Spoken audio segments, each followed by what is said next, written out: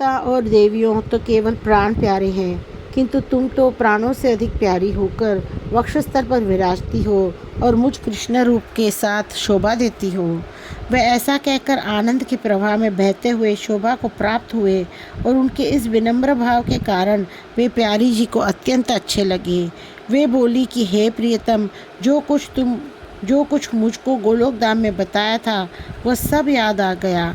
मैं मधुर रस से भरी हुई वाणी को कैसे भूल सकती हूँ। हे प्रियतम, मैं तो तुम्हारे मधुर रस में सनी हुई हूँ। तुमने हमको सब रूपों वाला बताया है, सो यह पद तो मैंने आपके चरणों की कृपा से पाया है। तुम सब कुछ करने में समर्थ हो, अतः तुम जो चाहो सो करो। हे प्रियतम, तुम हमारे प्रेम का निर्वाह करो, क्योंकि तुम्हारे बिना एक एक क्षण युग के समान बीतता है और तुम्हारे दर्शनों और स्पर्श के बिना मैं बड़ी दुखी रहती हूँ।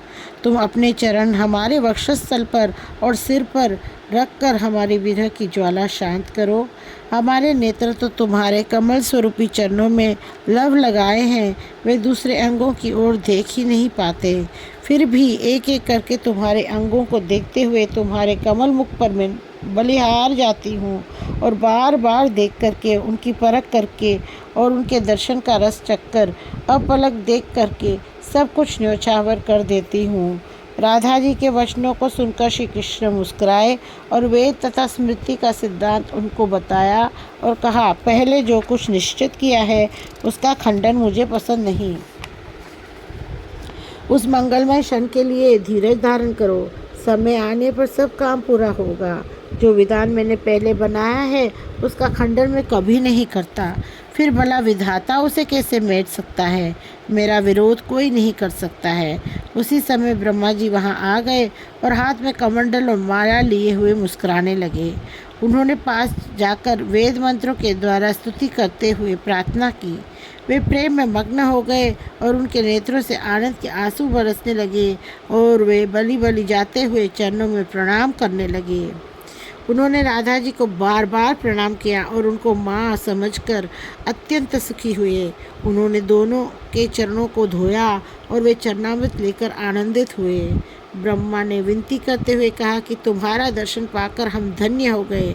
आपका दुर्लभ दर्शन आपकी कृपा से हमको सुलभ हो गया।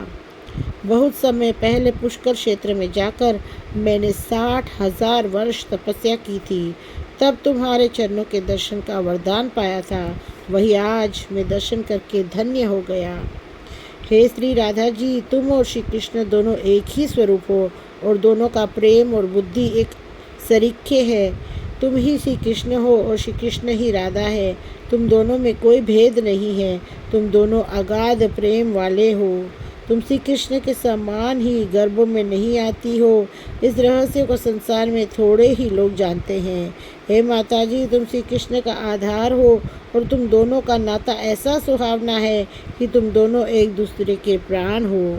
तुम दोनों सदा रहने वाले हो और दोनों एक दूसरे के अंश हो।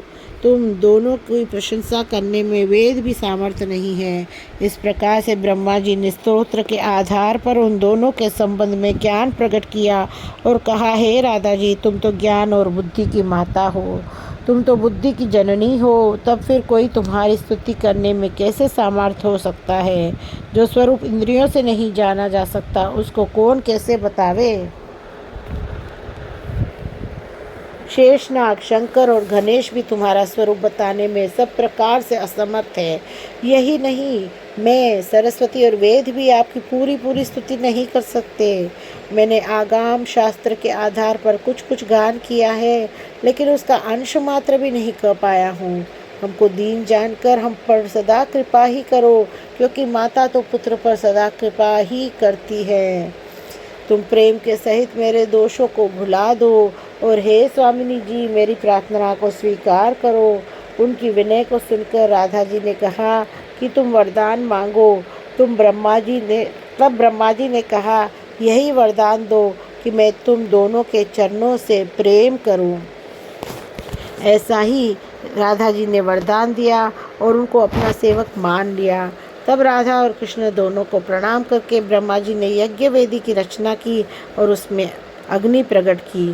फिर उन्होंने रुचिपूर्वक दोनों का दुल्हा दुल्हन के रूप में श्रृंगार किया और विवाह की लीला करवाई तथा स्वयं कन्यादान देने का आनंद लिया।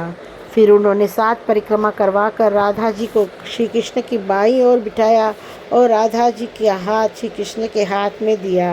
यह सब उन्होंने वेद मंत्रों से किया।